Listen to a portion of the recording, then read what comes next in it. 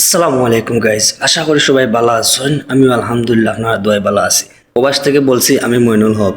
তো বর্তমানে যে বাংলাদেশের যে পরিস্থিতি, কারেন্টের যে লোডশেডিং, আসলে এটা খুবই দূর হবে আমাদের দেশে। বর্তমানে যে অবস্থা, যে পরিস্থিতি, এই পরিস্থিতি কবে শেষ হবে? বর্তমানে যে অবস্থা, সবাই ঘুমাইতে পারেন না কারেন্টের কারণে। কারেন্ট নাই, 2 মিনিট দিলে আধা ঘন্টা নাই। তো এসব কি? অন্যান্য দেশে দেখেন তো, উন্নয়নশীল দেশে তারা কারেন্ট যায় না, তারা কারেন্ট অত সহজে নেয় না। তাদের দেশে কারেন্ট অত সহজে নেয় না।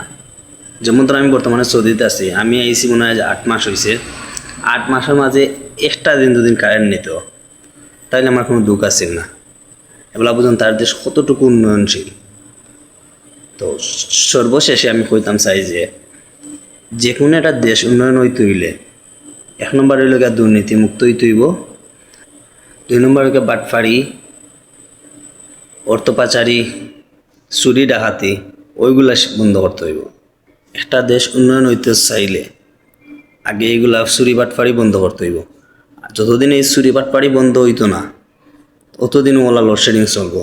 লোডশেডিং কি? বর্তমানে যে পণ্যের যে দাম, এই যে গ্যাস আর তেল, বর্তমানে তো তেলের অভাব। সোনার হরিঙ্গর মতো দাম, সোনার হরিঙ্গর মতো হয়ে গেছে তেলের দাম। তাইলে এবলা বুঝুক আপনারা, এবলা বুঝুক কতটুকু সিক্রেট হইলে এমনটা হয়। তো আর কিতা হইতে আমার তো আর কিছু হওয়ার না। বর্তমানে যে পরিস্থিতি দেশের, যদি প্রবাসীরা তাতনাতে 11 করে মারলো না, 11 করে মারলো, মাইরলা বাঁচলো না। এগুলা বুঝুক আমাদের দেশের বর্তমান অবস্থা। তো সর্বশেষে আমি আমাদের বর্তমান প্রধানমন্ত্রী তারেক রহমানের দৃষ্টি আকর্ষণ করলাম যে আপনিও তো আসলা লন্ডনে, প্রায় 17 বছর আসলা লন্ডনে, লন্ডনের সব কিছু দেখছেন, আপনি অনেক কিছু অভিজ্ঞতা নিয়েছেন। একটা দেশ পরিচালনা করতে হইলে, কতটুকু কিছু জানা লাগে। একটু নইলেও আস্তে আস্তে দেশটার একটু ঠিক করো। এই যে পরিস্থিতি, বর্তমানে যে দেশের পরিস্থিতি, আসলে বলার মতো নয়। ফেসবুকের ঢুকলে আসলে খুব কষ্ট লাগে। বর্তমানে যে পরিস্থিতি বাংলাদেশের, তেলের সংকট, গ্যাসের সংকট, গ্যাস তো আমরা দেশও আছে, গ্যাসের দাম কিতা লাগে বাড়লো, এটা একটু আপনি পর্যবেক্ষণ হরক্কা।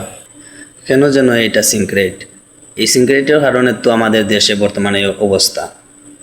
যাই হোক, সব বালা থাকবা আর আমার লাগে দোয়া করবা। আপনারা লাগে দোয়া আছে, দেশের সবার লাগে দোয়া আছে। আল্লাহ যেন আমার দেশে আগের মতো শান্তি আইতো, আগের মতো শান্তি ফিরিয়ে আইতো। ওকে, সব বালা থাকা। আসসালামু আলাইকুম।